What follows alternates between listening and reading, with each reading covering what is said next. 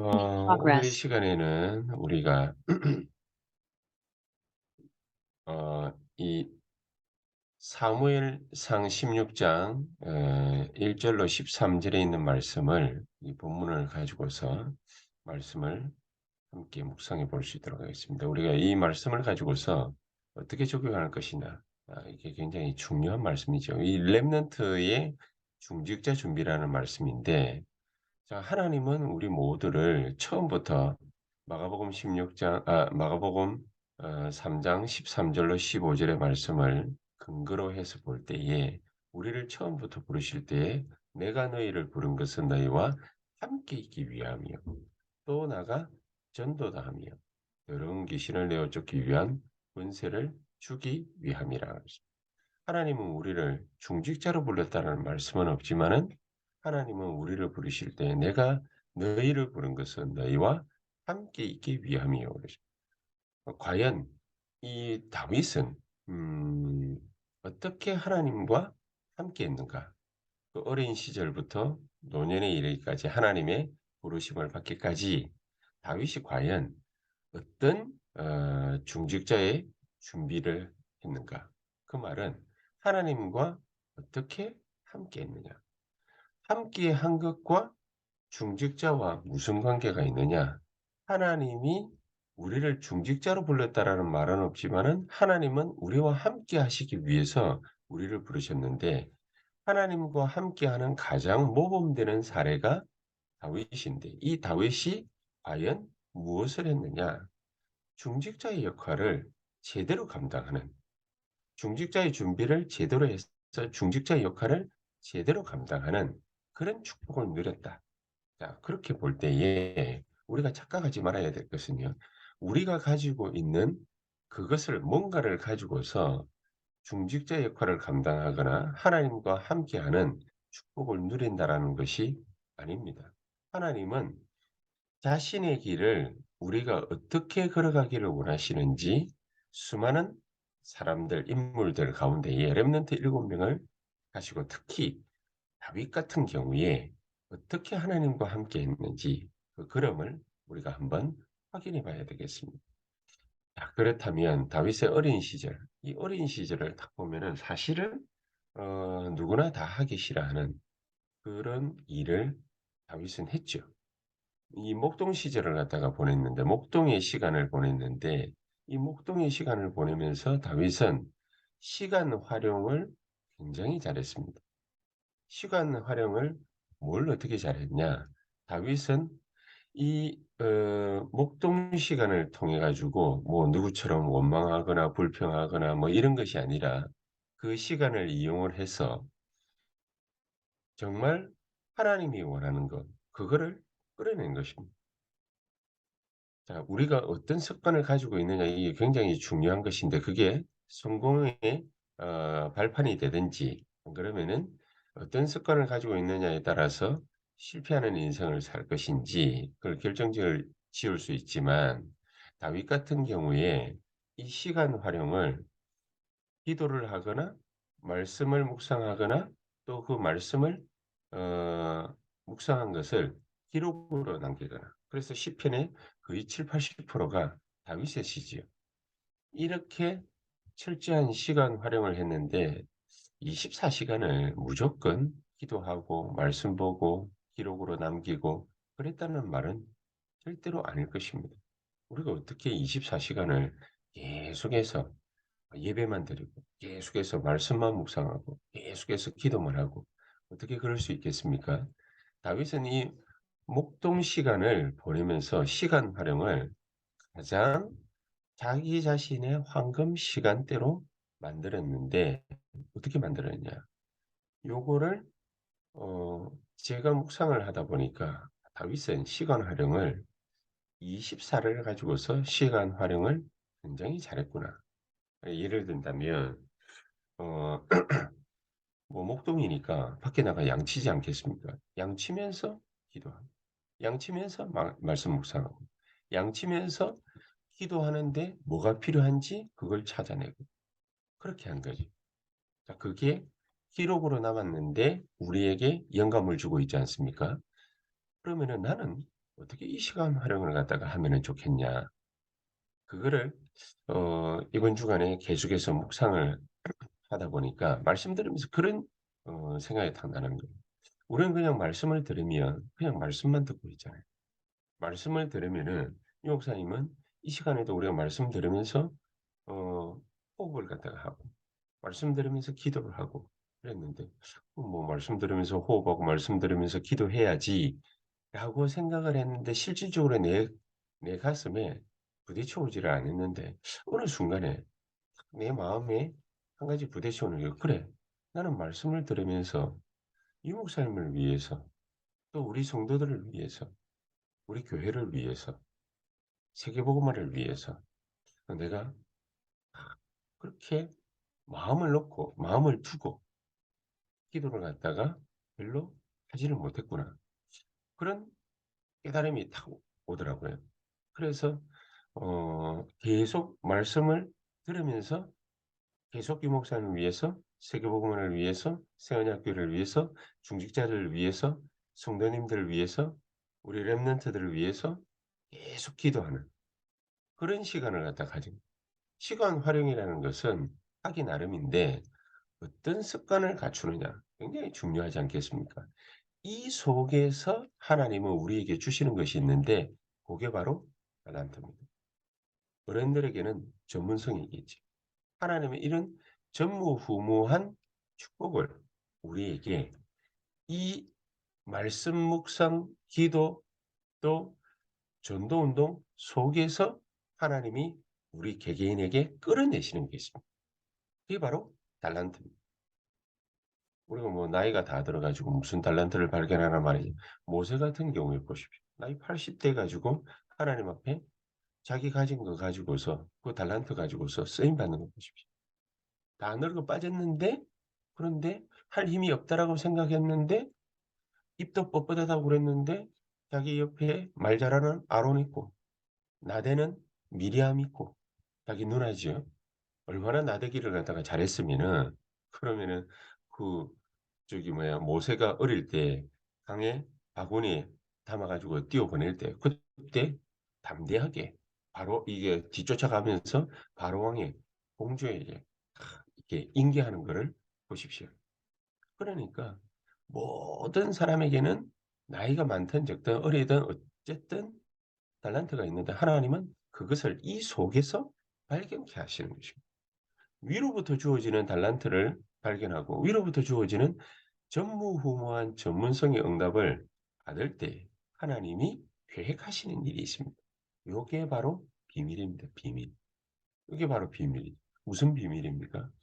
다윗은 알지를 못했는데 그냥 말씀 묵상하고 말씀 묵상한 거 언약 붙잡고 기도하고 그거 기록으로 남기고 작품 만들고 있는데 하나님은 다윗을 왕으로 세울 작정을 하신 것입니다. 자기 형 7명 지나가는데 그런데 거기에 아무도 왕제목 없어. "그 외모 보고 판단하지 마." 사무엘에게 그렇게 얘기했죠. 그 하나님은 다윗을 이 어린 다윗을 왕으로 삼으시려고 작정을 하신 것입니다. 준비를 딱 하신 것이죠. 자, 이런 부분들을 볼 때에 우리가 정말로 시간 활용을 어떻게 할 것이냐 고민해 볼 필요가 있습니다. 이 고민 자체가 얼마나 축복된 것인지 다윗이 임금되고 난 다음에 또 나타납니다. 한번 보시죠. 소년 시절에는 어떻습니까? 사무엘상 17장 이 부분을 갖다가 딱 보면은 사무엘 만나고 난 뒤에 이 소년 다윗에게 변화가 일어났지요. 16장 13절에 보니까 사무엘 만나고 난 이후에 여호와의 신에게 크게 감동되는 성령 충만함을 받는 그런 일이 벌어지게 됩니다. 그러니까 이런 일들이 벌어지지 않습니까? 사람을 만나게 되고 사건을 만나게 되고 일들이 일어나게 되는 어떤 일들이 벌어집니까? 어떤 사건을 만나게 됩니까? 사울 임금이 악신이 들리니까 악기 잘 타는 사람을 하나를 불렀는데 어떻게 궁에서 있는 신하들 중에서 아는 사람을 엮어서 왔는데 그게 다윗이에요. 참 그것도 아이러니하지. 16장 23 절에 그 악기를 타니까 악신이 떠나가더라. 그렇게 되어 있습니다. 이 다윗이 성령 충만함이 이렇게 나타나기 시작한 건데 결정타가 뭐였습니까? 17장에 보니까 골리앗을 만났는데 이게 우연을 가장한 필연이지. 하나님이 골리앗을 준비하심. 하나님이 블레셋과의 전쟁을 준비를 하신 것입니다. 전쟁하고 사람 죽고 이러는 것이 그게 좋은 일은 분명히 아닙니다. 분명히 아닌데 하나님의 계획이 이루어지는 것이. 이것을 우리는 절대라고 말합니다.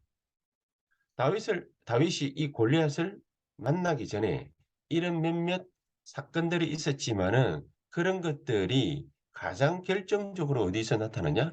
골리앗과의 만남 속에서 나타납니다. 우연을 가장하는 것입니다. 그게 반드시 우리에게는 필연으로 나타나는 것입니다. 우리 렘넌트들뿐만 아니라 우리 모든 산업인들과 우리 중직자들이 현장에 가서 정말로 하나님 주시는 성령 충만 없으면은 자 이런 일들이 벌어졌다. 그럼 '야 참 어떻게 이런 일이 벌어졌지?' 이러고 그냥 지나갈 겁니다. 하나님이 분명히 우연을 가장한 그 필연을 우리에게 보여주시는 것을 확실하게 볼 수 있는 영안이 오늘도 저와 여러분들에게 열려지기를 주 예수 이름으로 축복합니다. 그러면은 이제 좀 편안해질 줄 알았는데 골리앗 꺾고 나면은 다윗에게 본격적인 문제가 오기 시작한 것입니다.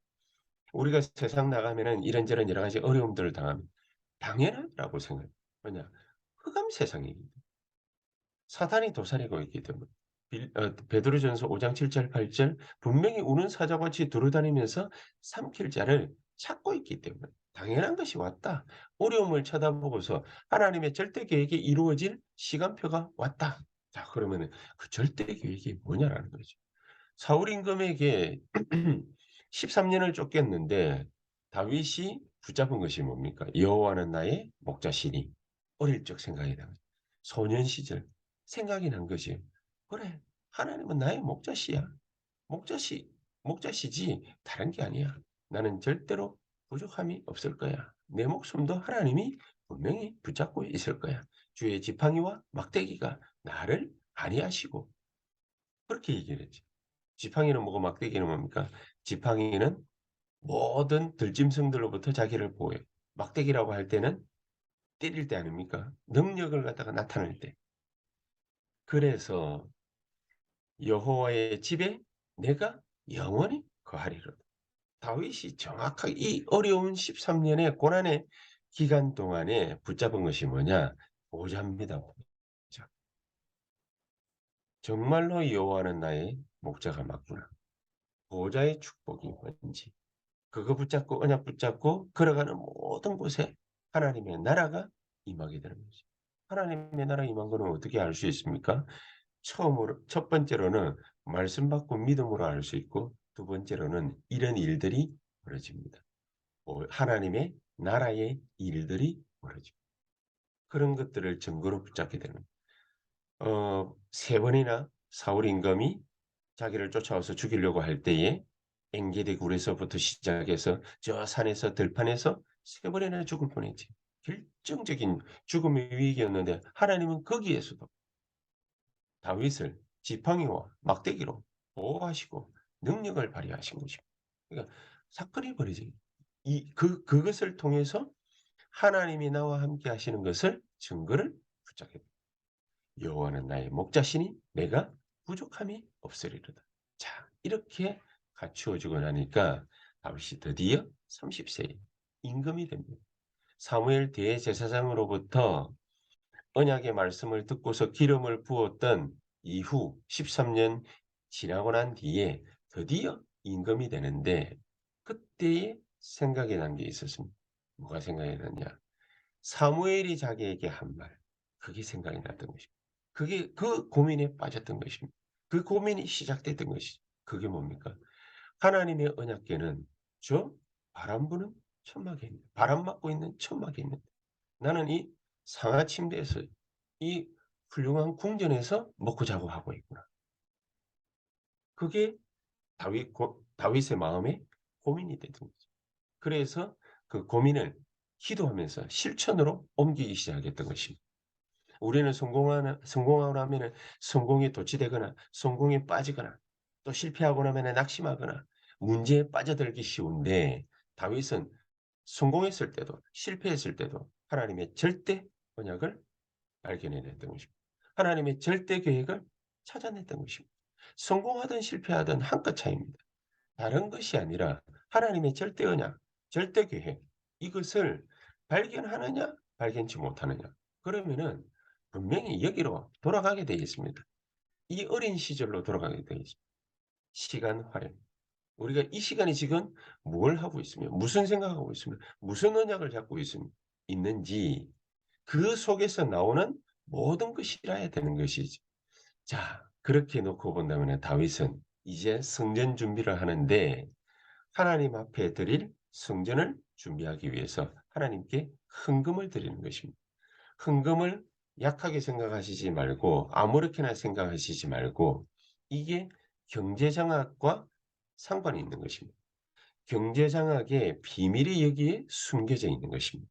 우리가 하루 세끼 먹는 밥 이외에 크게 필요한 것이 없듯이 우리가 그냥 열심히 일해서 버는 돈 가지고 먹고 사는 데는 별 지장이 없죠. 하나님은 경제를 그것을 위해서 주신 것이 아니다.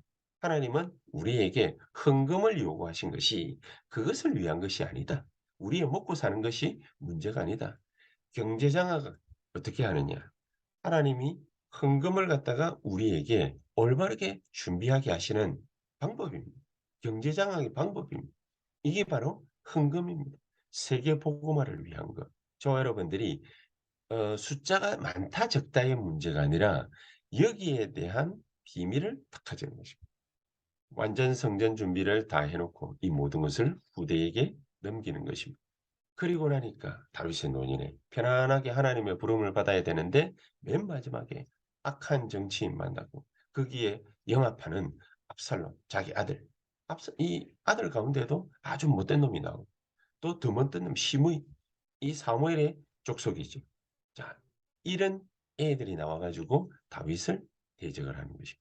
여기에서 하나님의 분명한 또 절대 계획을 다윗은 이 노년에도 찾아냅니다. 정확하게 본 것이지. 그렇구나. 미래 준비는 무엇을 해야 되는 것인가? 성전을 완성하기 위해서 미래 준비는 뭐 해야 되는 것인가? 앞으로 이후에 이 왕궁을 어떻게 이끌어가야 될 것이냐? 누구를 왕으로 앉혀야 될 것이냐? 분명하게 답 나온 거죠. 하나님의 절대기. 그래서 우리는 오늘 이 시간뿐만이 아니라 모든 시간을 24 썸밋 시간으로 바꿔야 돼요. 24. 썸밋 시간으로 바꾼다라는 것은 우리는 하나님이 세계 살릴 지도자로 정말로 세계 살릴 중직자로 세계 살릴 산업인으로 부르셨기 때문에 썸밋의 누림을 하는 것이다. 모든 것을 볼 때 어떻게 썸밋의 누림을 합니까? 썸밋의 선택. 모든 것을 선택해야 되는 시간이 있지 않습니까? 이것을 할 거냐 저거를 할 거냐. 하나부터 열까지 전부 썸밋의 선택을 딱 하는 것입니다. 이런 축복이 저와 여러분들에게 오늘 이 시간 이후로도 계속 24 되어줄 수 있게 되기를 주 예수의 이름으로 축복합니다.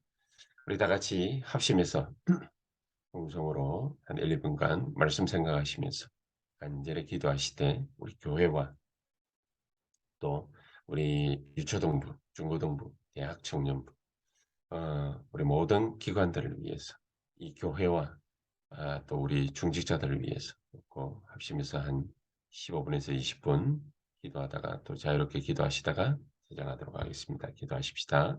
전능하신 하나님 감사를 드립니다.